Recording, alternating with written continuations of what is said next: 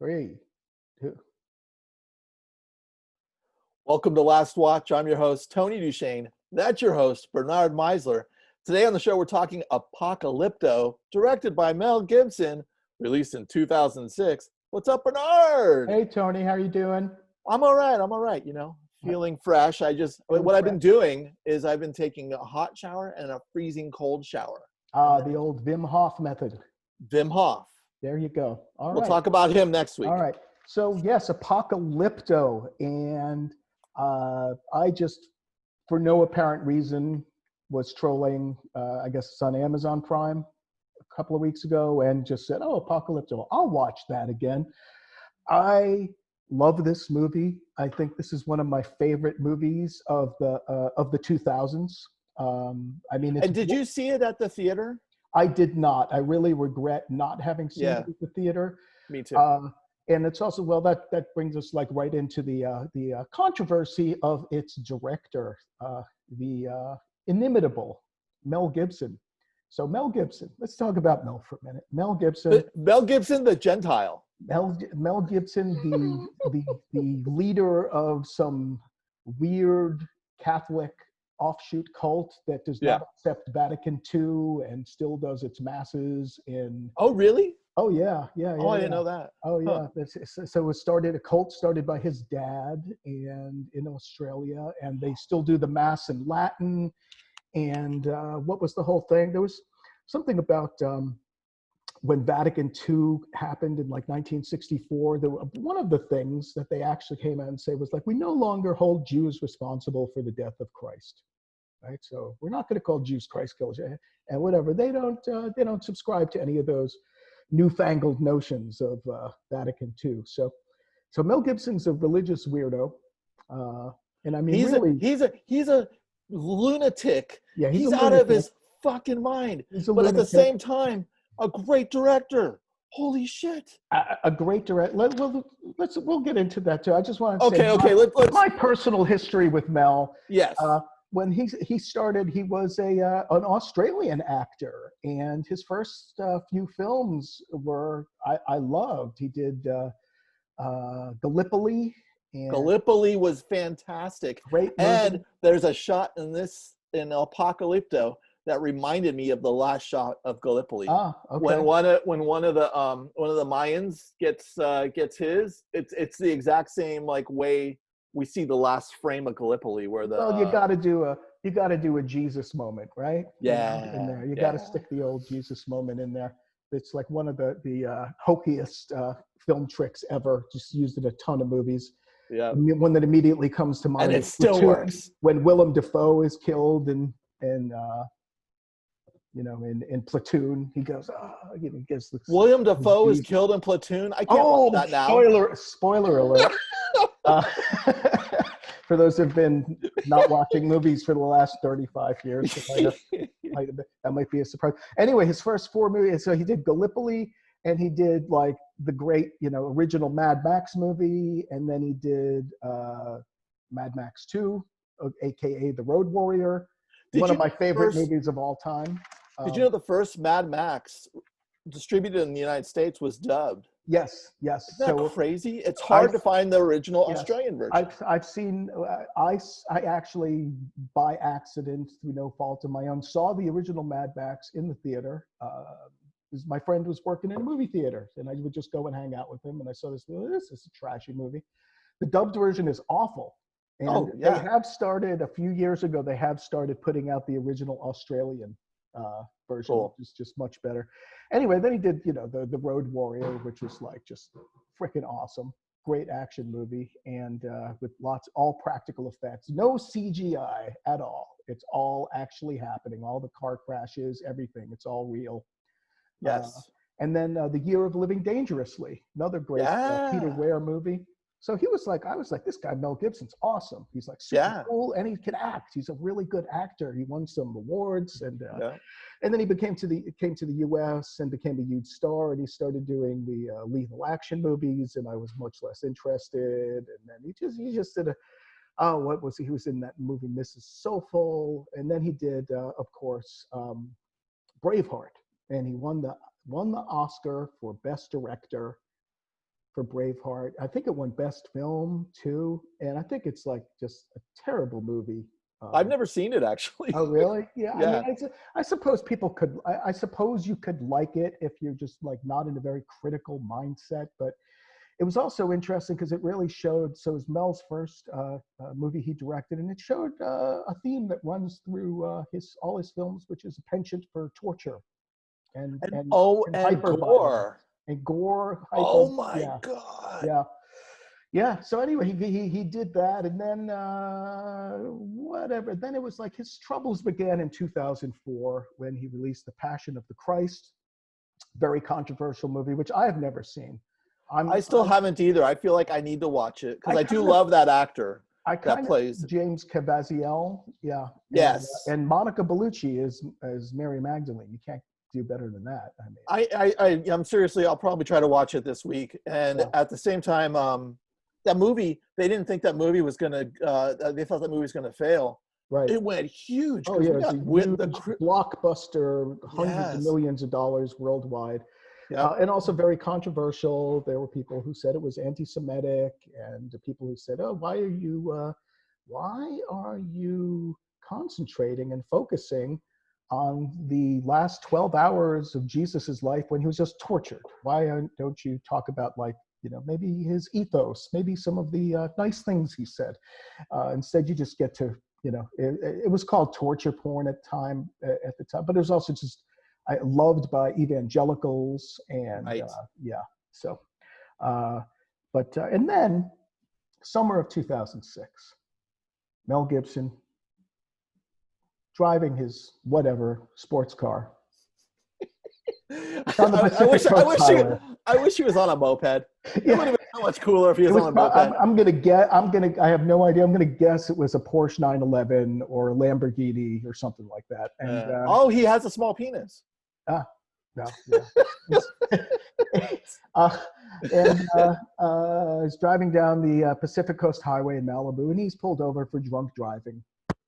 And he started berating the officers, and then he started saying, "Are you guys Jews? You cops must be Jews. The Jews run the world and they run Hollywood." And then, you know, and then I believe it was taped, part of it, like and it was, you know, those who maybe suspected Passion of being maybe a little anti-Semitic were kind of like a little less on the fence. And, you know, there's always, of course, the classic anti-Semitic smears that they run the world, that they run banking, but let's face it, the Jews do run Hollywood.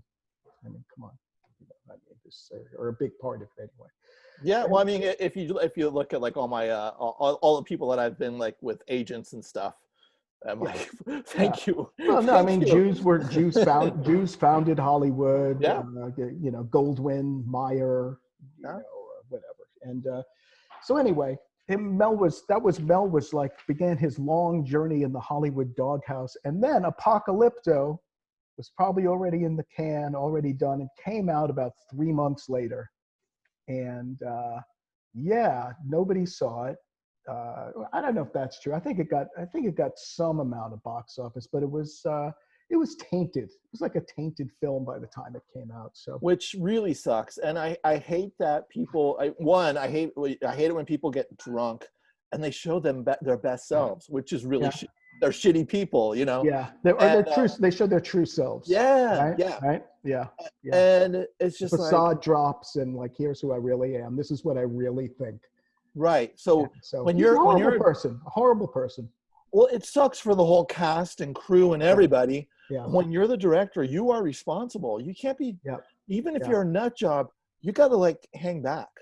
Yeah. So indisputably an awful person. Who knows? Maybe he's changed. Maybe he's mended his way. I have him here right now. Yeah. I had no interest in seeing this movie really, and then I read a review or a quote by Quentin Tarantino saying that he went, because he goes to see, of course, every movie that comes out. So he went to see this, and he said he was with his friend, and they were just practically the only people in the movie theater, and their jaws were dropping. They couldn't believe how great this movie was. And he also said it's basically a silent movie.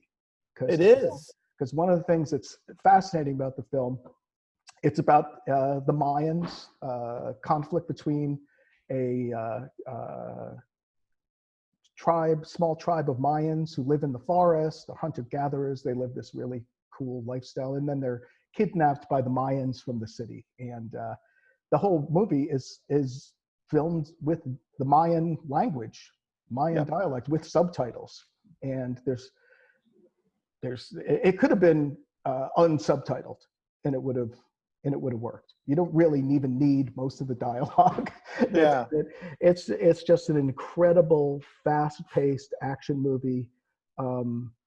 It's also kind of two movies in one, and I was kind of shocked when I was watching it to realize it's a 2.5-hour movie, and it feels like an 80-minute movie. Well, I gotta tell you, so I'm sitting there, we're kind of in depressing times, right? And I'm watching this, and for the first like 25 minutes, I'm going, why is Bernard making me watch this? I'm gonna need therapy after this. This is brutal. It was just like, when they came and conquered the village and stuff, and I'm just going, why am I watching this? And then as it kept going, I was like, this is why I'm watching this. This is actually an important movie. This is really good. And then I was just, after that, I was like, oh my God, just seeing the scene sequences and seeing how everything plays out, everything. I was just going, oh my God, oh my God, oh my God. Yeah, it's really an amazing film. I also have to say too that personally I was interested in it because, I don't know, when I was in my late 20s, for some reason I got hooked on history, and I started and more directly into like original text, contemporary text, historical text, and I was really into like the Roman history and the Middle Age history, and also I just loved the whole story of Mayan, Aztec, Spanish conquest history. There's a book by a guy named Bernal Diaz called The Conquest of New Mexico, and that piece of history is really wild because it's the closest I think we've ever come to like what it would be like if there was an alien invasion of the planet, right? Where there's people, the Mayans had a civilization going back thousands of years, and they were as developed as say like the Romans were. They were building these incredible pyramids. And look, I also went to Chichen Itza when I was a kid. Look at this. I actually still have this souvenir. No way. I got at Chichen Itza when I was like 7 years old. All I see is decapitated, bloody heads falling down those steps now. And I was just, after thinking about it, I was like, I don't know if I should hang on to this. Maybe I should get rid of this thing. Maybe this explains like why my, life has been so messed up. I don't know. But it's like I've got this like weird juju thing here. I don't know. But anyway, so I'm just you had this like clash of civilizations. Well, but the Mayans had this. They had astronomy, and they built these incredible pyramids. They had all this great architecture, and probably at about the same level. And they had books. They're about the same level of civilization as the Romans were.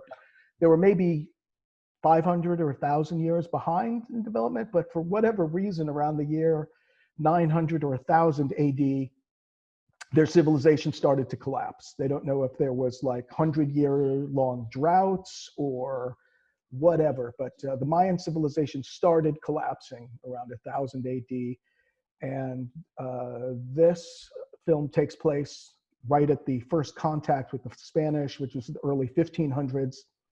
So their society has fallen apart.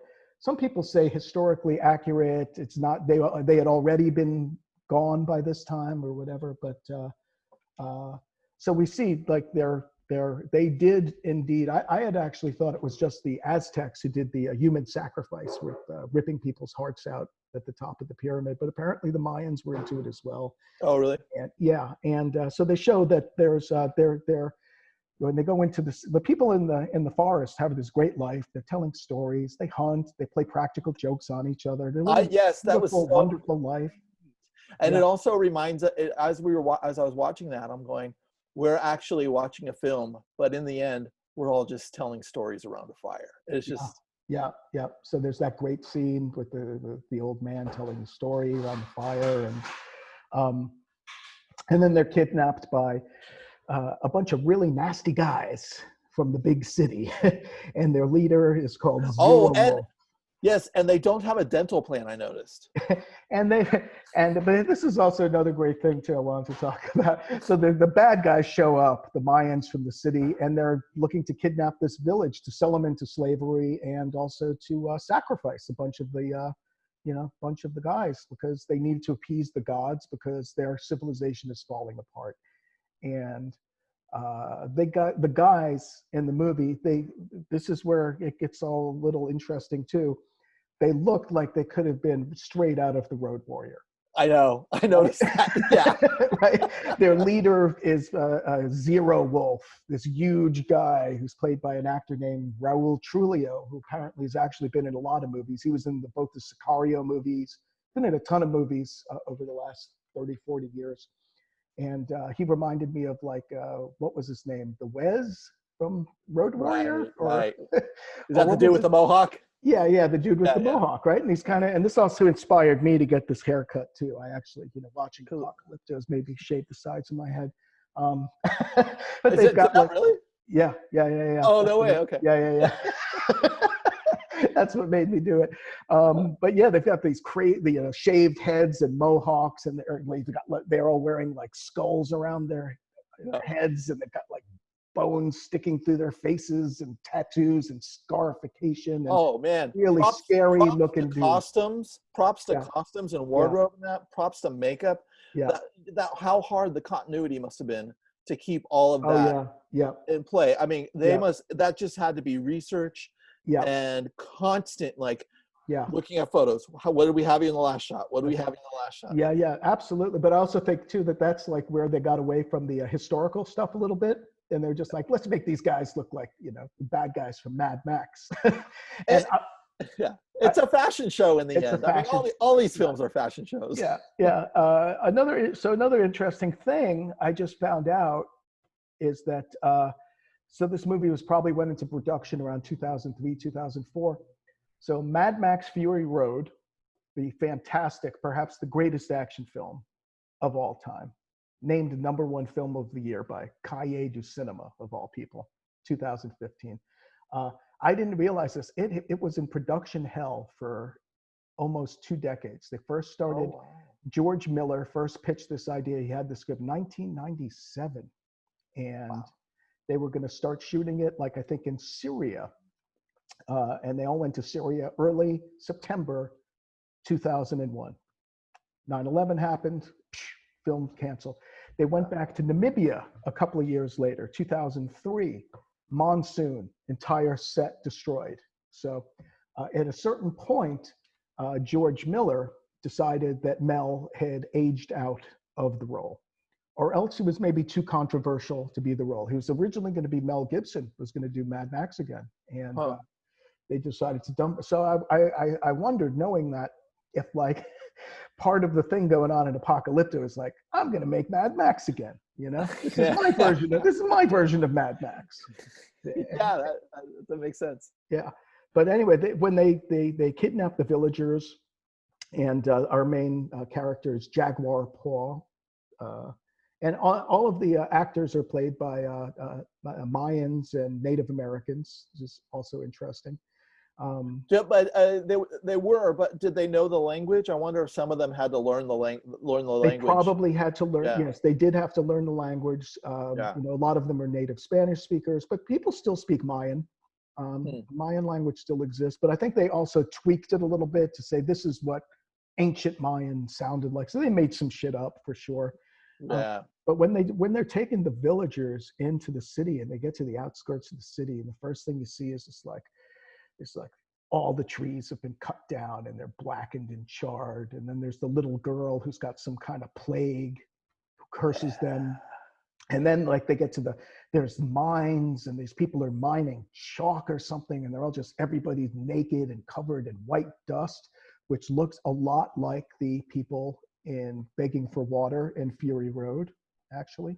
And I was reminded of Apocalypse Now when they're going through that. Oh yeah. It's just it makes this scene, this vision of the city, and then they come to the slave market, and this vision of the Mayan city in, collapse, and people have plague, and they're all freaking out, I guess, and like they're, starting to starve, and so that's where they're doing all these sacrifices. But it's a vision of hell, and it makes Kurtz's camp in Apocalypse Now look like, a walk in the park or something. Yeah. It's like something out of Hieronymus Bosch. It's so insane, and just so nasty. And then they go and bring them up the pyramid and start ripping their hearts out. And yeah, that was so brutal, man. It's so brutal. I gotta tell you, it's just like, I'm going, okay, I'm gonna need therapy for Act 1. Oh crap, midpoint Act 2, I need therapy for that.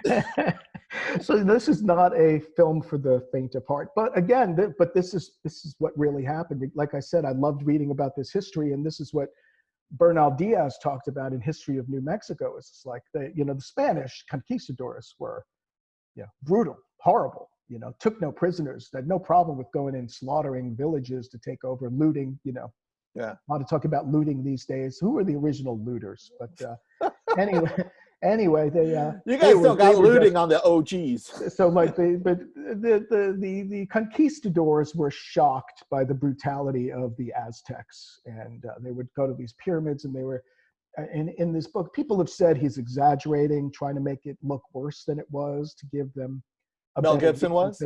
No, the Bernal Diaz, who was one of the conquistadors, was trying to make the Aztecs look worse than they were, to justify, their takeover. But he claimed, like, at the base of one of these pyramids, there were 100,000 skulls, just like so.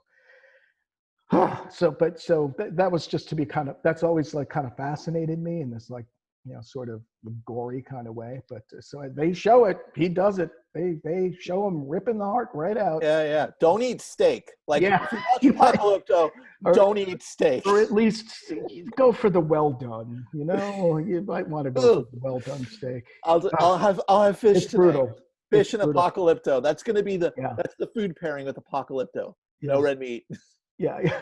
But just so anyway, that's that sequence where they're coming into the city and culminating with the sacrifice part. It's just unbelievable. And all of this is a love story, kind of, in the end. And it's all a love story. And when it went to childbirth, I'm like, really? They're throwing fucking childbirth in the middle of all this? Yeah. So, but it's also kind of occurred to me that this is really two movies in one. There's that first movie, which is about an hour and 45 minutes, culminating with the visit to the city, and then it's a chase movie. And it's a 45-minute long chase movie that's one of the best chase movies ever done, for sure. And it's again, no CGI, or maybe a little CGI. I don't think there's much CGI. So it's, the guy's being chased through the jungle, trying to get back to his wife who's about to have a baby. And I love that point of view. Because it is, I could watch it from when he runs from that game that they're playing, where they're like, go ahead, run. Right. You watch it from there to the end. Yeah. It's still spectacular. You don't even need to know the backstory. You're just like, it's true. You could start this movie. You could start this movie at an hour and 45 minutes and just watch the last 45 minutes, and it's incredible. And I have watched it a couple of times like that. This is one of those movies that I'd be flipping around on. So I've probably seen it like multiple times, because there's times where it's like, I'd come in the middle of the movie and I'm like, oh, I can watch it from here. This part's amazing, and so they also threw me off there too. I'm usually not thrown off with in Act 1, like they'll show something, they'll bring something in on Act 1 and it returns in Act 3. Mm-hmm. And I forgot. I was like, oh, I was like a little kid again going, yes, that's a great idea. Yeah. So I guess we're supposed to talk about writing in these movies, in our reviews. Not a whole lot of writing. There's a lot of plotting. There's not a lot of dialogue. I really want to read the screenplay to this, because this is when screenplays are great, because the action was written. Yeah. And then they got to get a shot list together. Yeah. And the shooting script would be something to see, right? Yeah. Yes. Yeah. Oh my God, because every department needs to be on board with exactly what's going to be filmed. It's like Right. they don't just Right. show up. Well, they make changes when they show up, but sets need to be built. Everything needs Yeah. to be, you know, Yeah. it's So anyway, I don't know. That's about all I have to say about Apocalypto. Incredible movie, and it's like, okay, Mel Gibson, horrible human being, genius director. It's genius. The direction of this movie is just unbelievable. it is genius. I think does he have something else coming out too? Oh, the return of the Passion of the Christ. Yeah. So I Well, think I saw that, and then there's something else in that's just announced with him. I don't know if I want to watch Passion of the Christ now. I think I need to give myself like about yeah, 2 I don't months know that break. I don't know that I ever need to see it. I get it, you know, but we should, as a coda, just say that this was the last movie Mel directed for 10 years. He didn't do any direction. He was kind of in the Hollywood wilderness. And then he did Hacksaw Ridge, and he's brought back into Hollywood with open arms and yeah.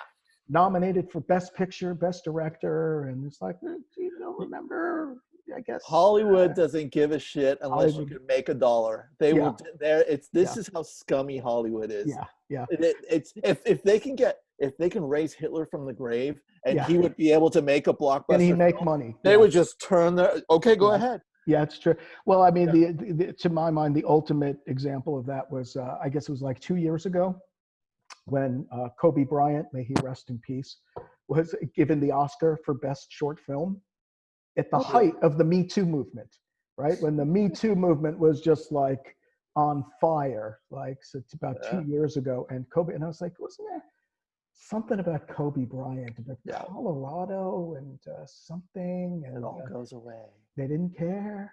They didn't care. Everyone's like, yeah, Kobe. Yeah. So, all right. So I guess we have 3 things to say to wrap up. Mel Gibson, horrible human being. Mel Gibson. Well, we don't know that for director. sure. He is a piece of shit on many levels, but we don't know. Yeah, maybe he's a great guy when you hang, you know, when you. We don't know for sure. It's kind of hard to see people at their very worst and then not know if they've actually like. He's probably a fun guy. Yeah. Probably a fun guy to like hang around with and talk about like the latest thing on QAnon and, you know, how Bill Gates is trying to take over the world with the pandemic. And he's probably not that interesting, but let's not go overboard that. Okay, so we got that. So, big thumb up for me. Oh yeah, no, you did 1. I was waiting for now 2. See, you said there's 3 things. Horrible human being, great director, and Hollywood is scum. These are the 3 things that we learned from. But we still buy into it. I'm watching the movies. I'm part of the problem. I'm part of the problem. All right. We'll see you next week. Thanks for watching.